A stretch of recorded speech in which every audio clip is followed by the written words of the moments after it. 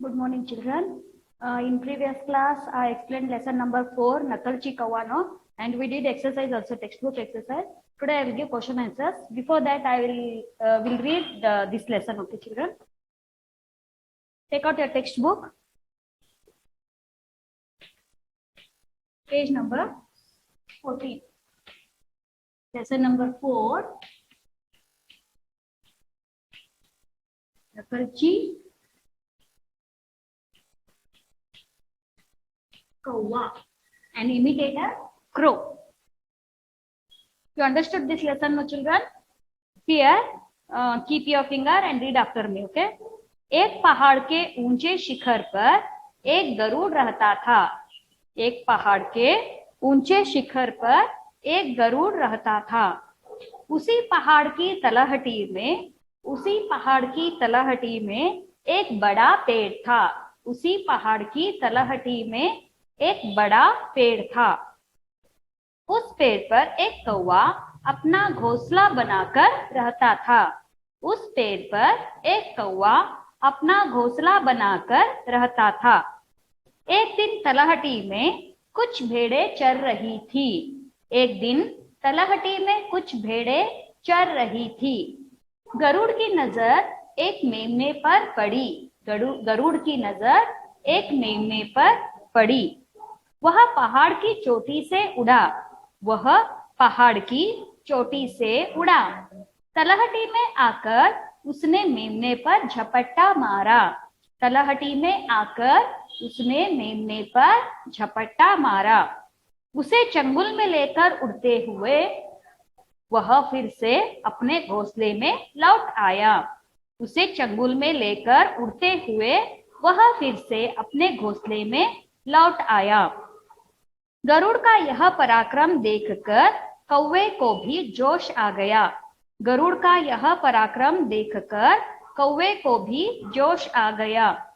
उसने सोचा, यदि गरुड़ ऐसा पराक्रम कर सकता है, उसने सोचा, यदि गरुड़ ऐसा पराक्रम कर सकता है, तो मैं क्यों नहीं कर सकता? दूसरे दिन कौवे ने भी एक मेमने को तलहटी में चरते देखा। दूसरे दिन कौवे ने भी एक मेमने को तलहटी में चरते देखा। उसने भी उड़ान भरी और आसमान में जितना ऊपर जा सकता था उड़ता चला गया। उसने भी उड़ान भरी और आसमान में जितना ऊपर जा सकता था उड़ता चला गया। फिर उसने मेमने को पकड़ने के लिए गरुड़ की तरह जोर से झपट्टा मारा। मगर मेमने तक पहुंचने के बजाय वह एक चट्टान से जा टकराया।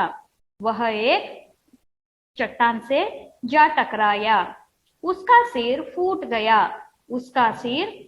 गया और उसके प्राण निकल गए। Here, now we'll do question answers, okay? Meanings understood now, everyone? Here ಏನಾದರೂ ಮೀನಿಂಗ್ಸ್ ಅಥವಾ ಸೆಂಟೆನ್ಸಸ್ ಅರ್ಥ ಆಗಲಿಲ್ಲ ಅಂತಂದ್ರೆ please comment ask me, okay? ಬರ್ಕೊಳ್ಳಿ, ಒಂದು ನೋಟ್ ಮಾಡ್ಕೊಳ್ಳಿ. ನಿಮ್ಗೆ ಏನೇನ್ ಬರಲ್ಲ ಅಥವಾ ನಿಮ್ಗೆ ಏನಾದ್ರೂ ಡೌಟ್ಸ್ ಇದ್ರೆ, ಬೇರೆದೇನಾದ್ರೂ ಮೀನಿಂಗ್ಸ್ ಅಂಡರ್ಸ್ಟ್ಯಾಂಡ್ ಆಗ್ಲಿಲ್ಲ ಅಂತಂದ್ರೆ ನನ್ಗೆ ಬಂದ್ ಕೇಳಿ, ಓಕೆ? ನೋಟ್ ಮಾಡ್ಕೊಂಡು ನನ್ನ ಹತ್ರ ತಗೊಂಡ್ ಬನ್ನಿ.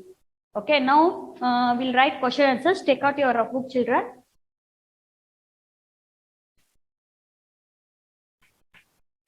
ನೋಟ್ಸ್ ಸ್ಕ್ಯಾನ್ ಆಗಿ ಬಂದಿದೆ. ಎಲ್ಲರೂ ಕಾಪಿ ಮಾಡ್ಕೊಂಡು ನೀಟಾಗಿ ಕ್ಲಾಸ್ ವರ್ಕ್ ಅನ್ನ ಕಂಪ್ಲೀಟ್ ಮಾಡ್ಕೊಳ್ಳಿ, okay? Now see your question answers. प्रश्नों के उत्तर लिखिए. Write heading, okay? Write date. तारीख means date. Heading, okay?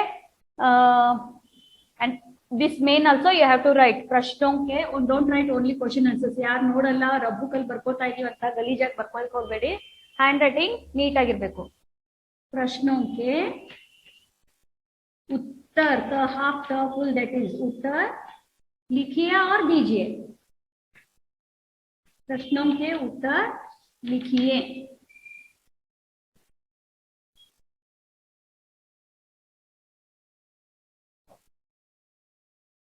प्रश्नों के उत्तर लिखिए. फर्स्ट वन, गरुड़ कहाँ रहता था? गरुड़, ರ के लिए ಆಲ್ವೇಸ್ ಊ की ಮಾತ್ರ ಪಕ್ಕದಲ್ಲಿ ಬರುತ್ತೆ. ಓಕೆ, ರಗೆ ಪಕ್ಕದಲ್ಲಿ ಬರುತ್ತೆ, ಕೆಳಗಡೆ ಬರಲ್ಲ. ಸೋಮಿನಿಯ ರಿಟರ್ನ್ ಬಾರ ಕಡಿ ಅದ್ರಲ್ಲಿ ಎಲ್ಲ ಊ ಬಡಿ ರೂ की ಮಾತ್ರ ನೀವು ಕೆಳಗಡೆನೆ ಬರೀತೀರಾ. ನೆನ್ಪಿಟ್ಕೊಳ್ಳಿ, ರಗ್ ಮಾತ್ರ ಪಕ್ಕದಲ್ಲಿ ಬರುತ್ತೆ ರೂ. ಊ. ಗರುಡ್ ಕಹಾ, ಕಹಾ ಅಂದ್ರೆ ಏನು? ವೇರ್. ಕಹಾ रहता था, गरुड़ कहाँ रहता था?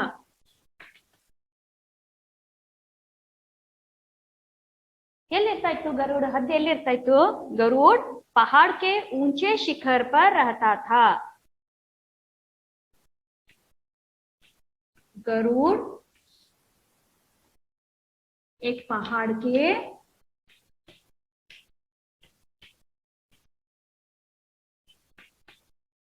ऊंचे शिखर पर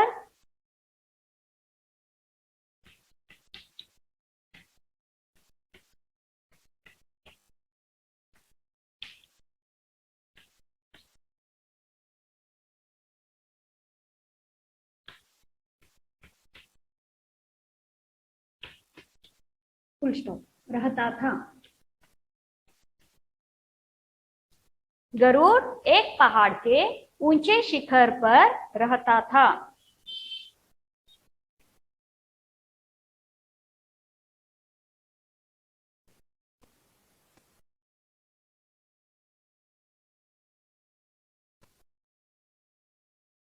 कौवे ने गरुड़ को क्या करते हुए देखा? कौवे ने, सेकेंड क्वेश्चन सी, राइट ली one line and write next question. कौवे ने गरुड़ को क्या करते हुए देखा? when you writing क्या ಇತ್ತು ಅಂತಂದ್ರೆ ಕ ಹಾಫ್ ಯ ಫುಲ್ ಅದೇ ಅಕ್ಷರ ನೋಡ್ಕೊಂಡು ಎಲ್ಲೆಲ್ಲಿ ನಾನು ಜಾಯಿನ್ ಮಾಡಿದೀನಿ ಅಲ್ಲೆಲ್ಲಿ ಜಾಯಿನ್ ಮಾಡ್ಬೇಕು. ಸಿ ಆರ್ ಉತ್ತರ್ ತ ಹಾಫ್ ತ ಫುಲ್, ಶ ಹಾಫ್ ನ ಫುಲ್, ಕ ಹಾಫ್ ಯ ಫುಲ್, ಇದೆಲ್ಲ ಸಂಯುಕ್ತ ಅಕ್ಷರ. ಓಕೆ, 2 ಅಕ್ಷರ ಸೇರಿ ಇದು ಜಾಯಿನ್ ಆಗೋದು. Okay, don't write full. गरुड़ को क्या करते हुए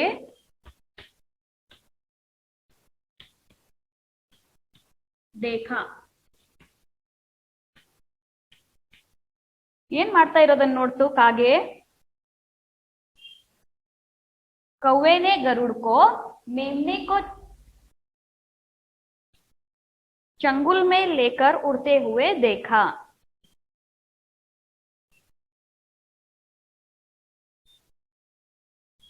उत्तर,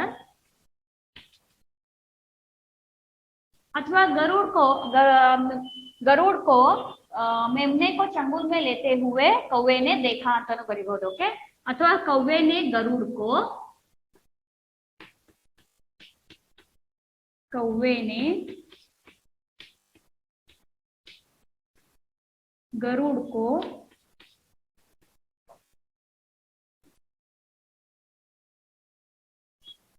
मेमने को चंगुल में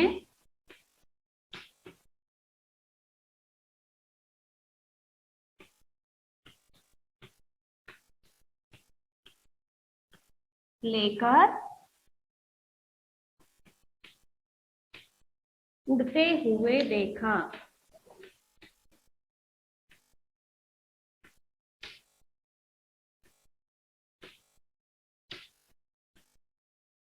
फुल स्टॉप. कौवे ने गरुड़ को क्या करते हुए देखा? ಏನ್ ಮಾಡ್ತಾ ಇರೋದನ್ನ ನೋಡ್ತು.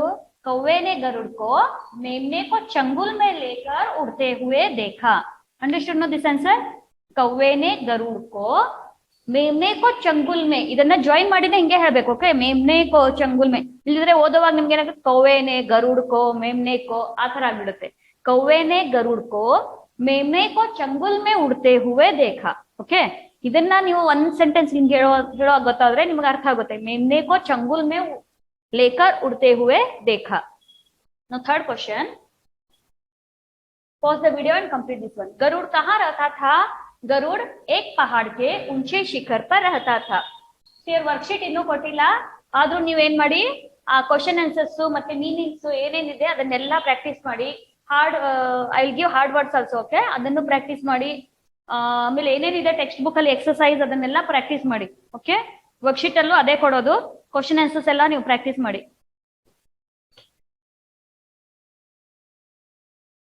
Shall I wrap this one? Now third question.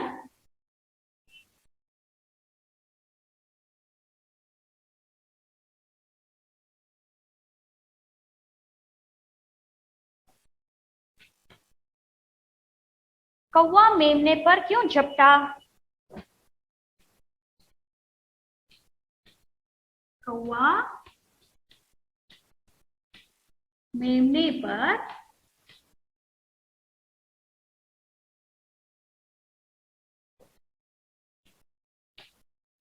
क्यों झपटा?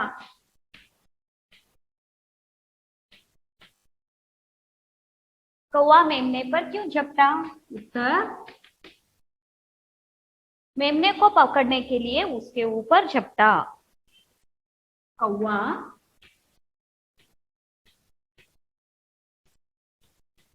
मेमने को पकड़ने के लिए, मेमना ಅಂದ್ರೆ ಏನು? लैम्ब, ओके, मेमने को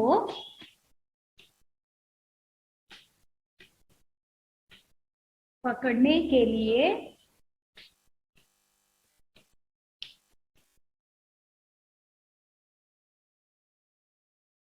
उसके ऊपर झपटा।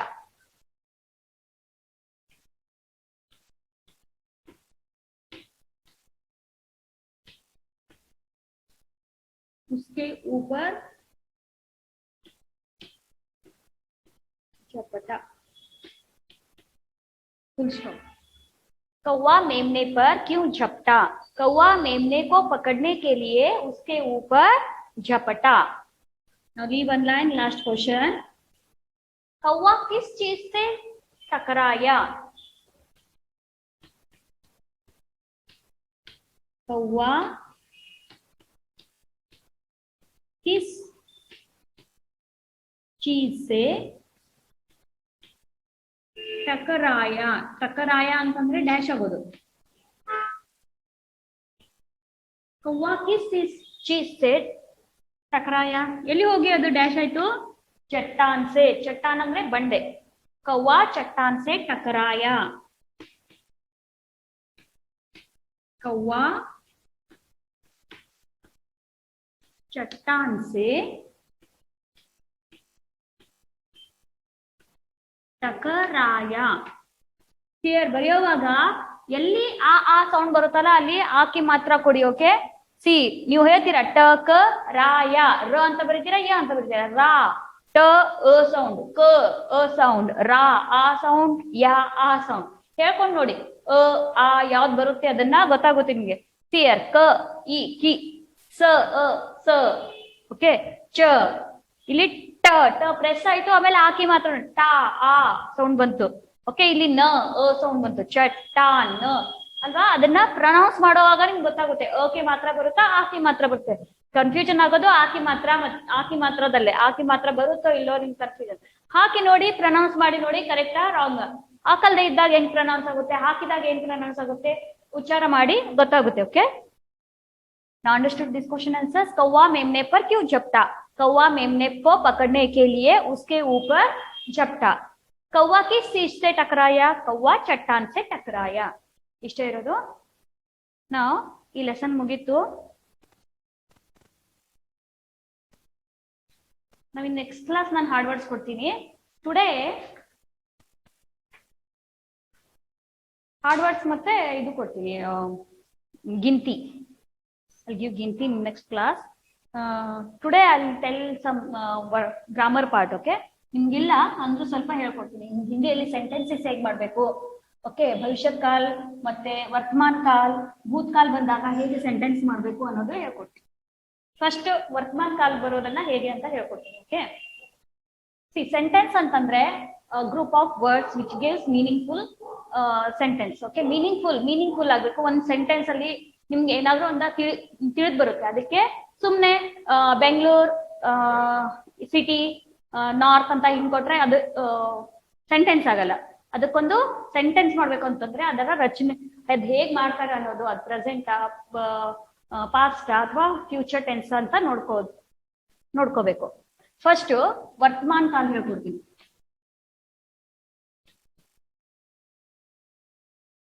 सेंटेंस ಅಂದ್ರೆ ಹಿಂದಿಯಲ್ಲಿ वाक्य, वाक्य मीन्स शब्दों का समूह, शब्दों का समूह को वाक्य बोलते हैं, विच गिव्स मीनिंगफुल ಅಂದ್ರೆ ಮೀನಿಂಗ್ಫುಲ್ ಆಗಿರುತ್ತೆ. ಅದು ಶಬ್ದों का समूह ಏನಿರುತ್ತೆ ಅದು ಮೀನಿಂಗ್ಫುಲ್ ಆಗಿರುತ್ತೆ. ಅದರಿಂದ ಒಂದು ನಮ್ಗೆ ಏನಾದ್ರೂ ತಿಳಿದು ಬರುತ್ತೆ ಆ ಸೆಂಟೆನ್ಸ್ ಇಂದ ಪಾಸ್ಟ್ ಟೆನ್ಸ್ ಅಥವಾ ಪ್ರೆಸೆಂಟ್ ಟೆನ್ಸ್ ಅಥವಾ ಫ್ಯೂಚರ್ ಟೆನ್ಸ್ ಅನ್ನೋದು ಅದರಲ್ಲಿ ಟೈಪ್ಸ್ ಇರೋದು. ಓಕೆ, ವರ್ತಮಾನ್ ಕಾಲ್ ಮೀನ್ಸ್ ಪ್ರೆಸೆಂಟ್ ಟೆನ್ಸ್. ಇದರಲ್ಲಿ ಮತ್ತೆ ಟೈಪ್ಸ್ ಇದೆ ಪ್ರೆಸೆಂಟ್ ಟೆನ್ಸ್ ಅಲ್ಲಿ. ಅದ್ರ ನಾನು ಪ್ರೆಸೆಂಟ್ ಟೆನ್ಸ್ ಹೇಗ್ ಮಾಡ್ತಾರೆ ನಾರ್ಮಲ್ ಆಗಿ ಅಂತ ಹೇಳ್ಕೊಡ್ತೀನಿ. ಸಿಯರ್ ಹಿಂದಿಯಲ್ಲಿ ಸೆಂಟೆನ್ಸ್, ಒಂದ್ ನಿಮಿಷ.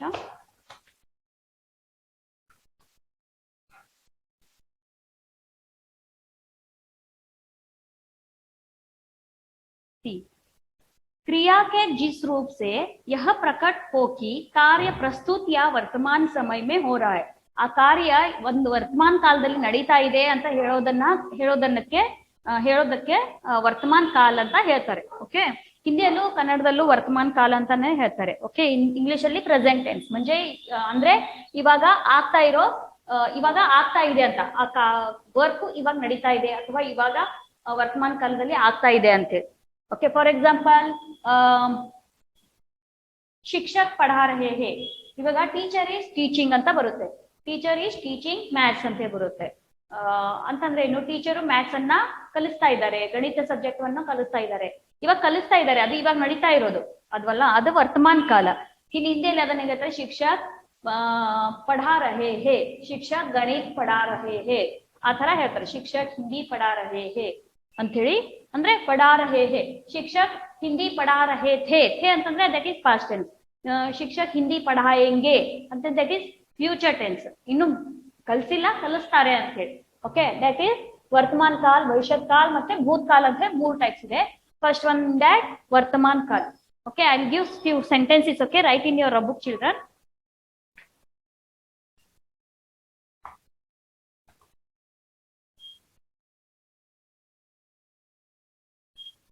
ನೀವೇ ಮಾಡೋಕ್ ಟ್ರೈ ಮಾಡಿ ನೋಡೋಣ ಸೆಂಟೆನ್ಸಸ್. ನಾನು ಇಂಗ್ಲಿಷ್ ಅಲ್ಲಿ ಕೊಡ್ತೀನಿ, you have to write in Hindi. After that, you check your answers with my answers. Okay, he is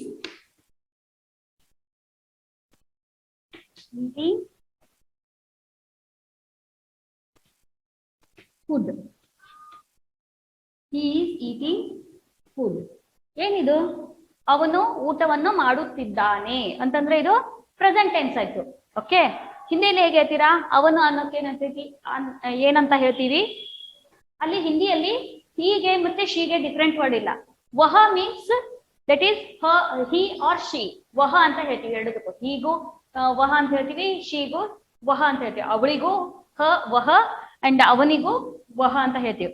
ಅದು ಸೆಂಟೆನ್ಸ್ ಅಲ್ಲಿ ಬಾಯ್ ದನ ಗರ್ಲ್ ಇದೆ ಅನ್ನೋದಕ್ಕೆ ಲಾಸ್ಟ್ ಅಲ್ಲಿ ರಹಾ ಹೇ ಆರ್ ರಹಿ ಹೇ ಅಂತ ಹೇಳ್ತೀವಿ.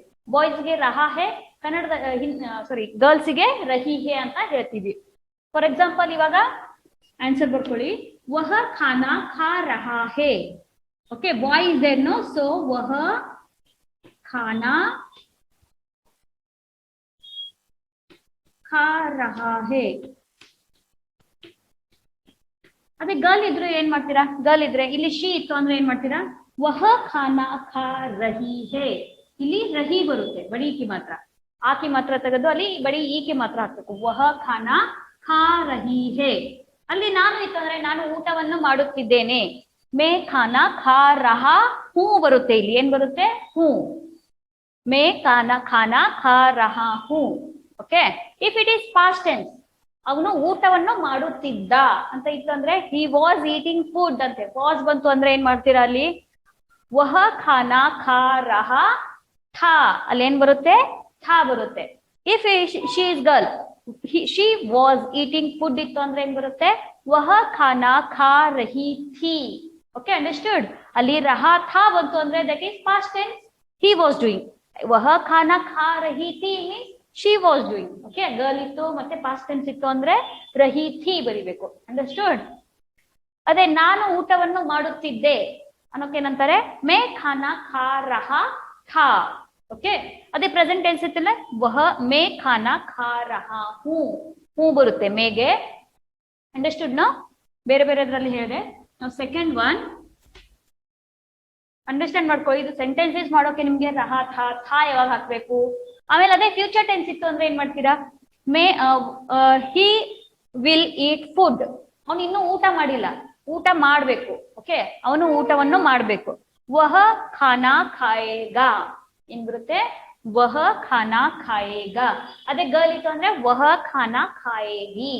ಮೇ ನಾನು ಇದ್ದು ಅಂತಂದ್ರೆ ಮೇ ಖಾನಾ ಖಾऊंगा. ಇನ್ನೂ ಆಗಿಲ್ಲ, ದಟ್ ಈಸ್ ಫ್ಯೂಚರ್ ಟೆನ್ಸ್. ಮೇ ಖಾನಾ ಖಾऊंगा. ಅಂಡರ್ಸ್ಟುಡ್? ಮೂರು ಸೆಂಟೆನ್ಸ್ ಅಲ್ಲಿ ಹೇಳಿದೀನಿ, ನಾನು, ಅವಳು, ಅವನು, ಮೂರು ಸೆಂಟೆನ್ಸ್ ಅಲ್ಲಿ. ಆಮೇಲೆ ಪ್ರೆಸೆಂಟ್, ಪಾಸ್ಟ್, ಫ್ಯೂಚರ್ ಟೆನ್ಸ್ ಮೂರುದ್ರಲ್ಲೂ ಹೇಳಿದ್ದೀನಿ. ಬರೀ ಇವತ್ತು ಪ್ರೆಸೆಂಟ್ ಟೆನ್ಸ್ ಅಲ್ಲಿ ನೋಡೋಣ. ನೆಕ್ಸ್ಟ್ ಇನ್ನೊಂದು ಕ್ಲಾಸ್ ಅಲ್ಲಿ ಈ ಸೆಂಟೆನ್ಸ್ ಇస్తే ನಾವು ಫ್ಯೂಚರ್ ಟೆನ್ಸ್ ಅಲ್ಲಿ ಮಾಡೋಣ. ಫ್ಯೂಚರ್ ಮತ್ತೆ ಪಾಸ್ಟ್ ಟೆನ್ಸ್ ಅಲ್ಲಿ ಮಾಡೋಣ. Now she is singing a song.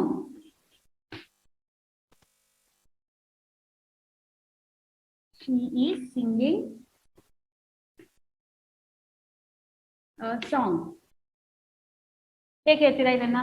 ಅಲ್ಲಿ ವಹ, ಹೀಗೇನು ವಹ ಯೂಸ್ ಮಾಡುವಂತಂದೆ, ಶೀಗೇನು ವಹ ಯೂಸ್ ಮಾಡ್ಬೇಕು. Okay, she is singing a song. ಇದನ್ನ ಹಿಂದಿಯಲ್ಲಿ ಹೇಗ್ ಹೇಳ್ತೀರಾ? ವಹ ಗಾನಾ गा रही है. वह गाना गा रही है. ಓಕೆ, ಇದನ್ನೇ ಬಾಯ್ ಇತ್ತು ಅಂದ್ರೆ he is singing a song ಇತ್ತು ಅಂದ್ರೆ ವಹ ಗಾನಾ ಗಾ ರಹಾ ಹೇ ಬರುತ್ತೆ. ಇಲ್ಲಿ ರಹಾ ಬರುತ್ತೆ. ಹೇಗೆ ಮೇಲ್ಗೆ ಇಲ್ಲಿ ರಹಾ ಬರ್ದಿದೆಯಲ್ಲ ಅದೇ ತರ ಮೇಲ್ಗೆ ಇಲ್ಲಿ ಬಂತು ಅಂದ್ರೆ ರಹಾ ಹೇ ಬರುತ್ತೆ. If it is past tense, sorry, if it is past tense, she was singing a song. Was ಇತ್ತು ಅಂದ್ರೆ ಏನ್ ಬರೀತೀರಾ? ವಹ ಗಾನಾ ಗಾ ರಹಿ ಥಿ ಬರಿಬೇಕು. Okay, understood no? ಥಾ ಮತ್ತೆ ಥಿ ಬಂತು ಅಂದ್ರೆ ದಟ್ ಈಸ್ ಪಾಸ್ಟ್ ಟೆನ್ಸ್. ವಹ ಗಾನಾ ಗಾ ರಹಿ ಥಿ. ಅದೇ ಮೇಲಿತ್ತು ಅಂದ್ರೆ he was singing a song ಇತ್ತು ಅಂದ್ರೆ ವಹ ಗಾನಾ ಗಾ ರಹಾ ಥಾ. ಅಂಡರ್ಸ್ಟುಡ್? ಅಲ್ಲಿ ಮೇ ಇತ್ತಂದ್ರು I am singing, I was singing a song. Past tense ಅಲ್ಲಿ ಇತ್ತು ಅಂದ್ರೆ ಏನ್ ಬರೀತೀರಾ? I was singing a song. ಮೇ ಗಾನಾ ಗಾ ರಹಾ ಥಾ, ಥಾ ಬರುತ್ತೆ. Okay, understood? ಅದೇ ಫ್ಯೂಚರ್ ಟೆನ್ಸ್ ಇತ್ತು I will sing a song. ಮೇ ಗಾನಾ ಗಾऊंगा. ವಹ ಗಾನಾ ಗಾಯೇಗಿ. ಓಕೆ, ಗಾಯೇಗಾ ಗಾಯೇಗಿ, future tense that is. Now Kamla is going to school.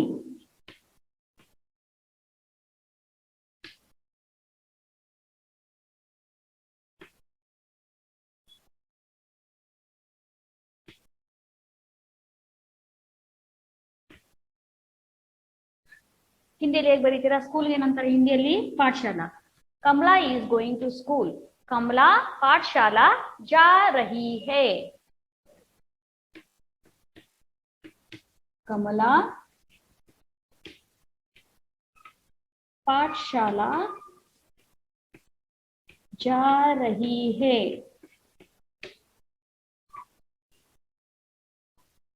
If we hear boy's name इतो ಅಂದ್ರೆ जा रहा है. Okay, if he is Kamal, Kamal he is going to school. Kamal boy's name इतो ಅಂದ್ರೆ कमल पाठशाला जा रहा है. गर्ल्स ಗೆ रही है ಬರುತ್ತೆ, ಬಾಯ್ಸ್ ಗೆ रहा है ಬರುತ್ತೆ. Okay, understood? वह खाना खा रहा है, वह गाना गा रही है, कमला पाठशाला जा रही है. Okay, that is present tense. Now see a fourth sentence. See, ಇದು ಟೆಸ್ಟಿಗೆ ಏನಿಲ್ಲ, ಆದ್ರೂ ನಿಮ್ಗೆ ಸೆಂಟೆನ್ಸಸ್ ಬರಬೇಕು. Okay, my mother is preparing food.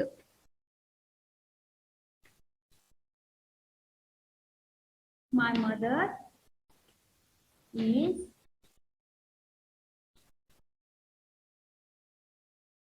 preparing food. इन बರುತ್ತೆ my mother means मेरी माँ. ओके, प्रिपेयरिंग मीन्स पका रही है. क्या पका रही है? खाना पका रही है. ओके, मेरी माँ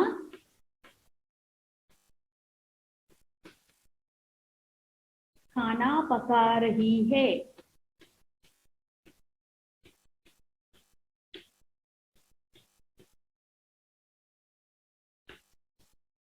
मेरी माँ खाना पका रही है.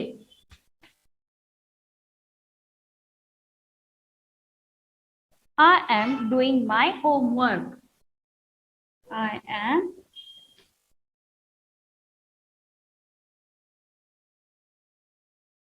doing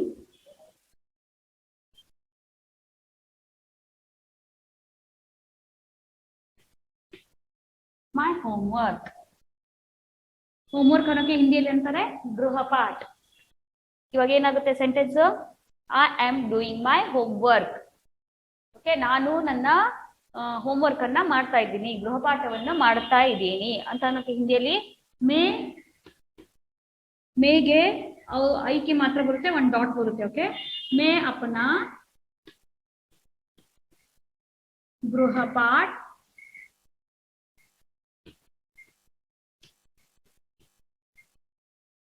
कर रहा हूं.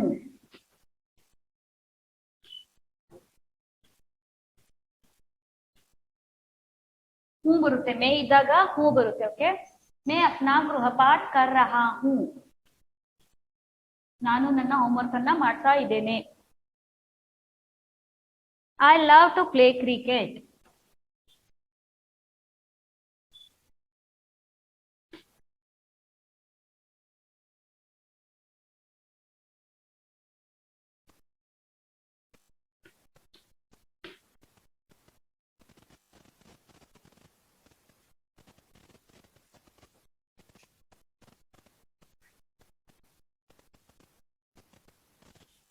I love to play cricket ಅಂತಂದ್ರೆ ನನಗೆ ಕ್ರಿಕೆಟ್ ಆಟ ಆಡೋಕೆ ಇಷ್ಟ ಅಂತ ಅಲ್ವಾ. ಅದೇ ಹಿಂದಿಲಿ ಹೇಗಿದ್ರೆ ಮುझे.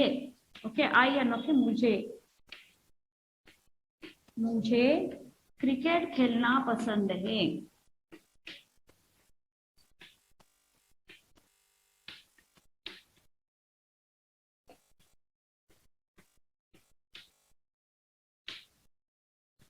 मुझे क्रिकेट खेलना पसंद है ಅದನ್ನೇ ಪಾಸ್ಟ್ ಟೆನ್ಸ್ ಅಲ್ಲಿ ಹೇಗೆ ಹೇಳ್ತೀರಾ? ಐ ಲವ್, ಮುझे ಕ್ರಿಕೆಟ್ खेलना पसंद था. ಓಕೆ, ಮುಂಚೆ ಇತ್ತು ನನಗೆ ಇಷ್ಟ, ಇವಾಗಿಲ್ಲ ಅಂತಂದ್ರೆ ಮುझे ಕ್ರಿಕೆಟ್ खेलना पसंद था. था थी थे ಹಾಕ್ಬಿಟ್ರೆ ಏನಾಗುತ್ತೆ? That is past tense. Okay, understood. मेरी माँ खाना पका रही है. मैं अपना गृहपाठ कर रहा हूँ. मुझे क्रिकेट खेलना पसंद है. Okay, pause the video and complete, children. We have to write this all sentences. Okay, ಮತ್ತೆ ಇಂಥದನ್ನೇ ಕೆಲವೊಂದು ಸೆಂಟೆನ್ಸ್ ಅನ್ನ ಮಾಡಬೇಕು. ಓಕೆ, ಪ್ರೆಸೆಂಟ್ ಟೆನ್ಸ್ ಅಲ್ಲಿರೋ ಒಂದು 4-5 ಸೆಂಟೆನ್ಸಸ್ ಮಾಡಿ ನನ್ನ ಹತ್ರ ತಗೊಂಡ್ ಬನ್ನಿ ಕರೆಕ್ಷನ್ಗೆ.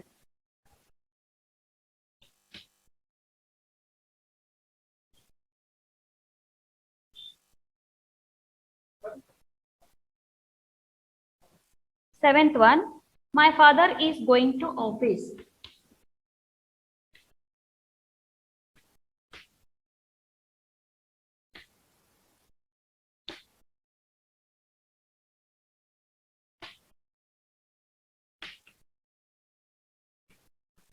My father is going to office.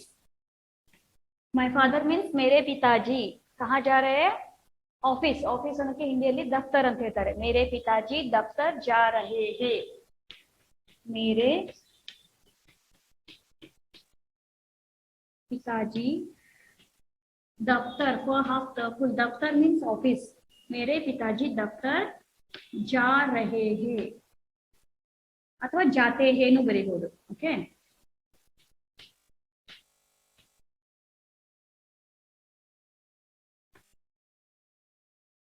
my sister is playing outside.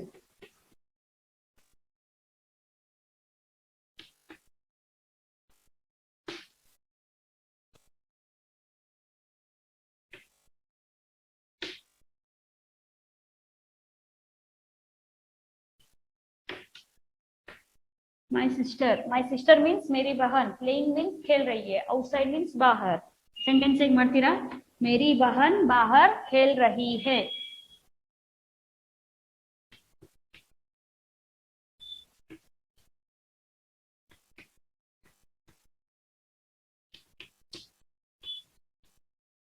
बाहर खेल रही है अथवा खेलती है.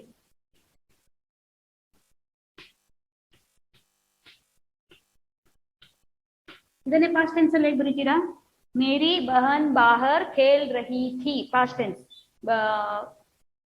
ಭವಿಷ್ಯದ ಕಾಲದಲ್ಲಿ ಹೇಗೆ ಮಾಡ್ತೀರಾ ಮೇರಿ ಬಹನ್ ಬಾಹರ್ ಖೇಲೇಗಿ ಓಕೆ ಖೇಲೇಗಿ ಬರುತ್ತೆ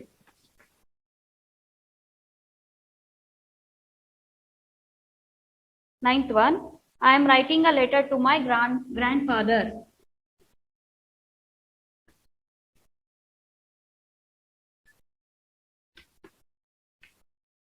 I am writing a letter to my grandfather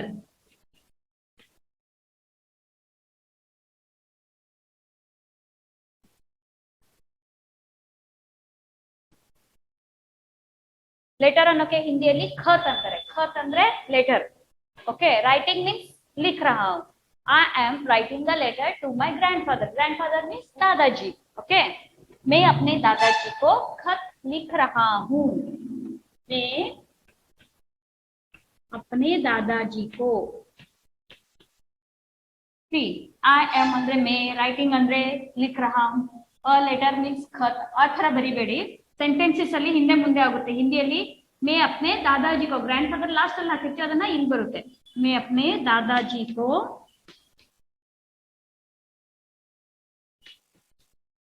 खत लिख रहा हूं खत ಅಂದ್ರೆ लेटर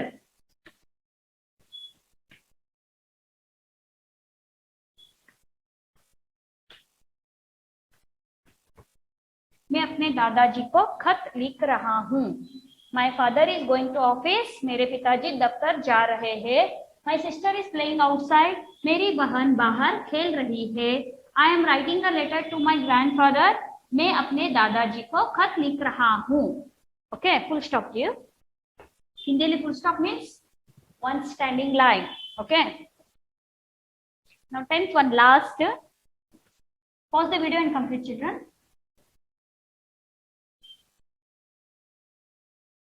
ಅರ್ಥ ಆಗ್ಲಿಲ್ಲ ಅಂದ್ರೆ ವಿಡಿಯೋನ ಒಂದು 2 ಟೈಮ್ಸ್ ನೋಡಿ ಅರ್ಥ ಆಗುತ್ತೆ ಓಕೆ ಪ್ರೆಸೆಂಟ್ ಟೆನ್ಸ್ ಅಲ್ಲಿ ಹೇಗೆ ಮಾಡ್ತಾರೆ ಅನ್ನೋದು my son lives in London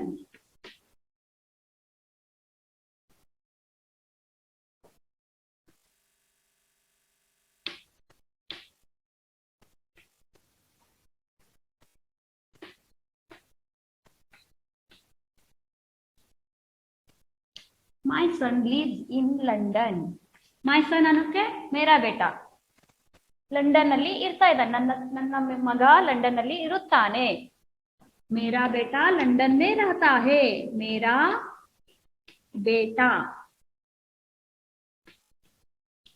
London London में रहता है रहता है ಬರಿಬಾರ್ದು ಹೇಳುವಾಗ रहता है ಇದ್ರು ಹಿಂದೆ ಬರೆಯುವಾಗ रहता है ಅಂತಾನೆ ಬರಿಬೇಕು रहता है पास्ट टेंस ಅಲ್ಲಿ ಹೇಗೆ ಮಾಡ್ತೀರಾ ಇದನ್ನ मेरा बेटा लंदन में रहता था ओके था ಹಾಕಿದ್ರೆ पास्ट टेंस ಆಗುತ್ತೆ if your son daughter is there my daughter lives in london मेरी बेटी लंदन में रहती है ಇಲ್ಲಿ ಸ್ತ್ರೀಲಿಂಗ್ ಇದೆಯೋ ಪುಲ್ಲಿಂಗ್ ಇದೆಯಲ್ಲ ಇದರಲ್ಲಿ ಗೊತ್ತಾಗುತ್ತೆ ಬೇಟಿ ಮತ್ತೆ रहती है ಬೇಟಿ ಬಂತು ಅಂದ್ರೆ ಏನ್ ಬರಿಬೇಕು रहती है अंडरस्टूड ಅಲ್ಲಿ ನಾನೇ ಇರ್ತಾ ಇದ್ದೆ ಲಂಡನ್ ಅಲ್ಲಿ ಅದಕ್ಕೆ ಏನಂತಾರೆ मैं लंदन में रहता हूं ओके मैं लंदन में रहता हूं अथवा मैं लंदन में रहता था और मैं लंदन में रहूंगा okay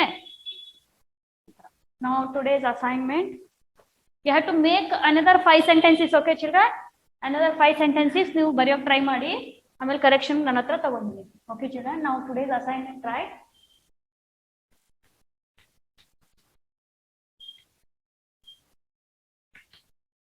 today I have given question answers for lesson number 5 learn and write question answers from lesson number 4 okay nakal chikkawa one time baribeku in your homework book and one page today is Saturday so you have to write one page copywriting